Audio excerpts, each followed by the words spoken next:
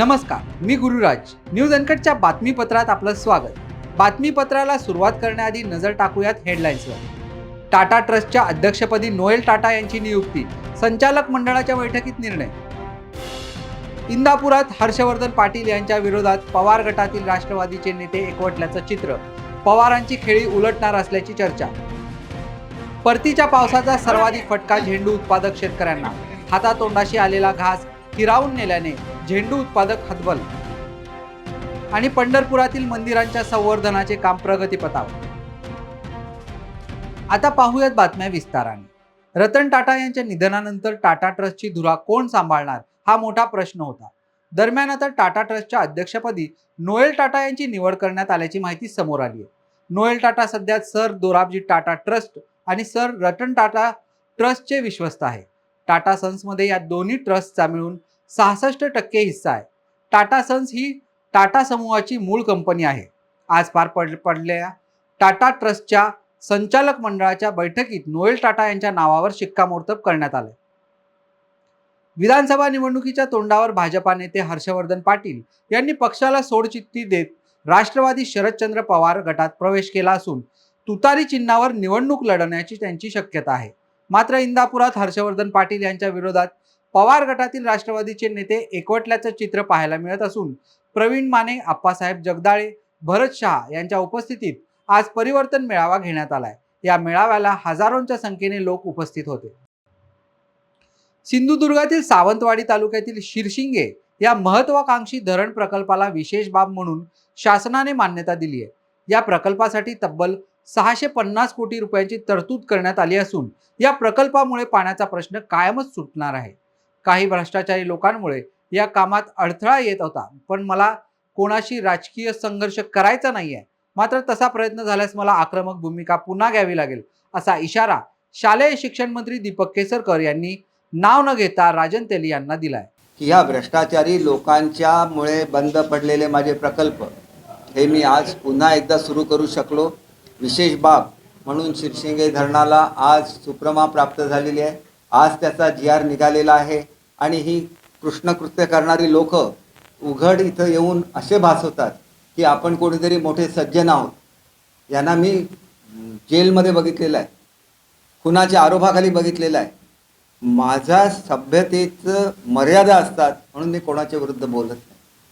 त्यांनी याच्यापेक्षा अधिक हे करू नये. मी कोणाला इशारा म्हणून सांगत नाही. सगळ्यांबद्दल मला प्रेम आहे. मला जे विरोध करतात त्यांच्याबद्दल सुद्धा मला प्रेम आहे. पण त्यांना नेमकं काय पाहिजे मला सांगितलं पाहिजे, तर मी करू शकतो. माझी बांधिलकी कोणाशी आहे? माझी गेल्या काही महिन्यांपासून पंढरपुरातील श्री विठ्ठल रुक्मिणी मंदिर आणि इतर देवतांच्या मंदिरांचे संवर्धनाचे काम पुरातत्व विभागामार्फत सुरू आहे. पहिल्या टप्प्यातील कामांपैकी विठ्ठल गाभारा, रुक्मिणी गाभारा, बाजीराव पडसाळी तसेच विठ्ठल सभामंडप येथील काम आता पूर्णत्वास आले आहे. संवर्धनाची कामे करीत असताना अनेक परिवार देवतांची मंदिरे आणि कळस हा ढासळलेला आढळला होता. त्यामध्ये प्रामुख्याने महालक्ष्मी आणि व्यंकटेश मंदिर असून सदरचे काम सुरू करताना या देवतांची विधिवत पूजा केल्यानंतरच मूर्ती काढून त्या जतन करून ठेवण्यात आल्या आहेत. आपणा सर्वांनाच माहित आहे की श्री विठ्ठल रुक्मिणी मंदिराचं जतन आणि संवर्धनाचं काम सुरू आहे. गेले 1 वर्षभरापासून म्हणजे मागच्या कार्तिकीला राज्याचे सन्माननीय उपमुख्यमंत्री महोदय आणि सर्व सन्मानित व्यक्तींच्या हस्ते या ठिकाणी जतन संवर्धनाचं काम सुरू झालेलं आहे. हे जतन संवर्धन करत असताना पुरातत्व विभाग आणि मंदिर समिती त्याचप्रमाणे सल्लागार समिती या सर्वांनीच या ठिकाणी मंदिराची पाहणी करून जी आवश्यक कामं आहे ती सुरुवात करण्यास मान्यता दिलेली होती. त्यामध्ये विठ्ठल रुक्मिणी मंदिर जे मुख्य मंदिर आहे त्याचबरोबर मंदिरातील 26 परिवार देवता आणि मंदिराबाहेरील 28 परिवार देवता या सर्वच मंदिरांचं जतन संवर्धनाचं काम सुरू झालेलं आहे. हे जतन संवर्धन करत असताना बरीचशी मंदिरं आणि मंदिराचा कळस हा ढासळलेला होता. त्या ठिकाणी काम करणं आवश्यक होतं. त्याच्यामध्ये प्रामुख्याने महालक्ष्मी मंदिर असेल, व्यंकटेश मंदिर असेल आणि इतरही परिवार देवता आहेत त्या सर्वच मंदिरांचं जतन संवर्धनाचं काम सुरू आहे. हे काम करत असताना त्याची विधिवत मान्यता घेऊन त्याचप्रमाणे त्याची विधिवत सर्व उपचार करून त्यानंतरच त्या ठिकाणी काही ठिकाणी मूर्ती जीर्ण झालेली होती तर त्या मूर्त्या सुद्धा आपण नित्योपचार विभागात जतन करून ठेवलेल्या आहेत आणि त्या ठिकाणी काम सुरू आहे. बातमीपत्रात वेळ झाली छोट्याशा विश्रांतीची.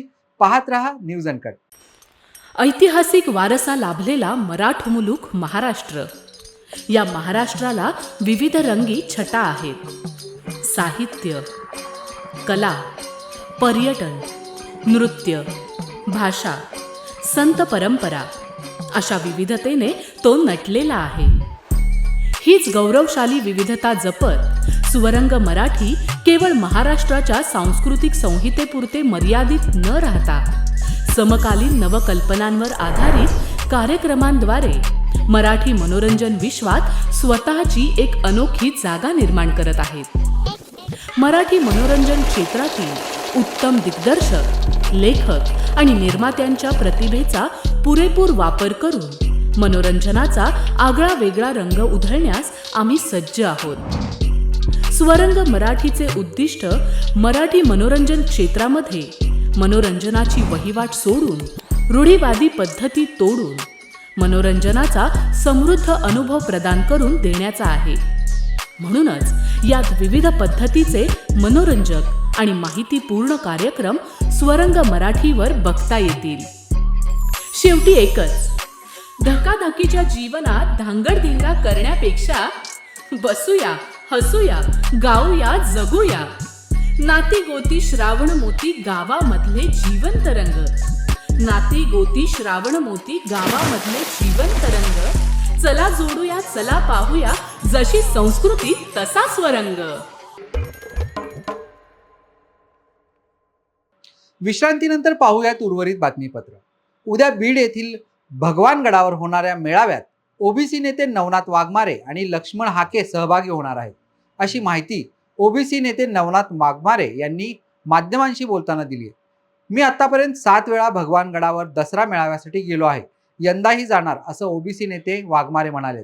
विचारांचं सोनं लुटण्यासाठी सर्वांनी भगवानगडावरील मेळाव्यात सहभागी व्हावं असं आवाहन देखील वाघमारे यांनी केले. सर, मला काय सांगा, उद्या दसरा मेळावा होत आहे भगवानगडावर. त्या मेळाव्यात तुम्ही आणि हाके सर सहभागी होणार का? कसं नियोजन आहे तुमचं उद्याचं? हे बघा, भगवानगडावरील दसरा मेळावा हा पारंपरिक अनेक दिवसापासूनचा मेळावा आहे आणि त्या अनेक मेळाव्याला मी स्वतः जात आलोय. स्वर्गीय लोकनेते गोपीनाथराव मुंडे साहेब असताना सुद्धा गेलो. आदरणीय पंकजाताई ज्या ज्या वेळापासून मेळावा घेतात तेव्हा सुद्धा मी अनेक वेळा गेलो. मी आजपर्यंत 7 वेळा भगवानगडांचा मेळाव्याला मी गेलेलो आहे. परंतु आम्ही आज आमचा सगळा समाज तिथं येतो. आमच्या भेटीगाठी होत्यात, एकमेकांच्या विचारांची देवाणघेवाण होते. त्यामुळं आम्हीच नाही, आम्ही तर गेलंच पाहिजे, परंतु सर्वांनी तिथं आलं पाहिजे, लाखोंच्या संख्येनं आलं पाहिजे आणि विचारांचं सोनं लुटण्याचं काम केलं पाहिजे. आदरणीय लोकनेत्या पंकजाताईंचे विचार ऐकले पाहिजे, धनंजयजी मुंडेंचे ऐकले पाहिजे आणि हे परंपरागत मेळाव्याचं एक कुठंतरी कौतुक आणि एक अभिमान बाळगण्यासाठी सर्वांनी तिथं आलं पाहिजे. तुम्ही उद्याच्या मेळाव्यात सहभागी होणार आहात? नक्कीच आम्हाला सहभागी व्हायला अडचण. तो मेळावा आमचा आहे, आमच्या आदरणीय लोकनेत्या पंकजाताईनं ठेवलेला मेळावा आहे, आदरणीय गोपीनाथराव मुंडेंच्या वारसाने ठेवलेला आहे आणि भगवान बाबांनी जी परंपरा सुरू केली तो मेळावा, त्या मेळाव्याला सर्वांनी गेलं पाहिजे. आम्ही सुद्धा जाणार आहोत. जालन्याच्या घनसावंगीत भाजपाचा कार्यकर्ता संवाद मेळावा उत्साहात संपन्न झालाय. आगामी विधानसभा निवडणुकीच्या पार्श्वभूमीवर हा मेळावा घेण्यात आला असून महायुतीने राबवलेल्या विविध लोकोपयोगी योजना निवडणुकीच्या अनुषंगाने जनसामान्यांपर्यंत पोहोचवा अशी सूचना या बैठकीत करण्यात आली आहे. घनसावंगीतून इच्छुक असणारे भाजपा नेते सतीश घाडगे यांच्या उपस्थितीत हा भाजपाचा कार्यकर्ता मेळावा घेण्यात आलाय. बडनेरा ते अमरावती मार्गावर अकोला येथून अमरावतीकडे येत असलेल्या शिवशाही बसला टायर फुटून अचानक आग लागली. या घटनेमुळे वर्दळीच्या मार्गावर गोंधळ उडाल्याचे पाहायला मिळाले. सकाळी 11 वाजल्याच्या सुमारास ही घटना घडली असून अमरावती महापालिकेच्या अग्निशामक दलाने तातडीने घटनास्थळी पोहोचत आग आटोक्यात आणली आहे. लोकांनी वेळीच प्रवाशांना गाडीबाहेर काढल्याने या घटनेत कोणतीही जीवितहानी झाली. उद्या मुंबईत होणाऱ्या शिवसेना ठाकरे गटाच्या दसरा मेळाव्यासाठी जालन्यातून 100 गाड्यांचा ताफा जाणार असल्याची माहिती जिल्हा प्रमुख भास्कर आंबेकर यांनी दिली आहे. दरवर्षीप्रमाणे याही वर्षी शिवतीर्थावर होणाऱ्या दसरा मेळाव्यात सहभागी होण्यासाठी जालन्यातून शेकडो शिवसैनिक जाणार असल्याचं आंबेकर म्हणाले. उद्या सकाळी 7 वाजता जालन्यातून शेकडो गाड्यांचा ताफा उद्या मुंबईच्या दिशेने निघणार आहे. सर, मला काय सांगा, उद्या दसरा मेळावा होणार आहे, तर मग आपले जालन्यातून किती शिवसैनिक मुंबईत जाणार आहेत, काय सांगा? गेली अनेक वर्ष मुंबई इथं शिवतीर्थावर तो दसरा मेळावा होतो. त्यासाठी जालना जिल्ह्यातून एक 100 गाड्या दरवर्षी जातात. निश्चितपणाने यावर्षीसुद्धा संघटनेचे सर्व पदाधिकारी ज्यांच्या स्वतःच्या गाड्यांची ज्यांच्याकडे मालकी आहे, अशी आम्ही यादी केली तर एक 50 गाड्या त्यांच्या आणि आम्ही काही भाडेतत्त्वावर गाड्या घेऊन असं एक 100 गाड्या दसरा मेळाव्यासाठी मुंबई इथे जातील आणि आमचा जो सहभाग असतो दरवर्षीचा, याची नोंद निश्चितपणानं दरवर्षी असते. तर 100 गाड्या जातील अंदाजा. तुम्ही कधी रवाना होणार आहेत? किती वाजता तुम्ही इथून निघणार? आता मी तर उद्या सकाळी निघणार आहे. मी उद्या सकाळी निघल आणि कारण की संध्याकाळी मेळावा असतो तो. संध्याकाळी मेळावा करून नंतर मग परतीला जालन्याला येईल मी. संविधान बातमीपत्रात वेळ झाली छोट्याशा विश्रांतीची. पाहत रहा न्यूज अनकट.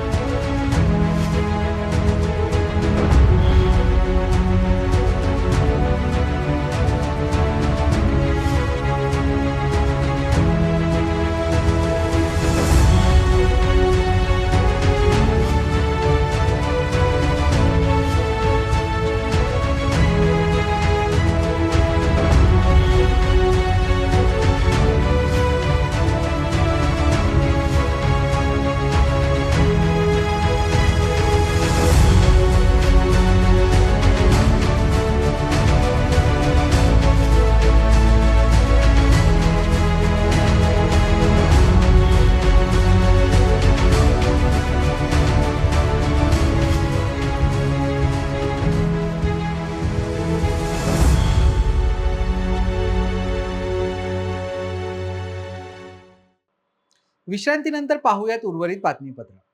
अधिकार नसताना पदाचा गैरवापर करून अकृषक परवानगी दिल्याप्रकरणी भंडाऱ्याच्या तहसीलदार विनीता लांजेवार यांच्यावर निलंबनाची कारवाई करण्यात आली.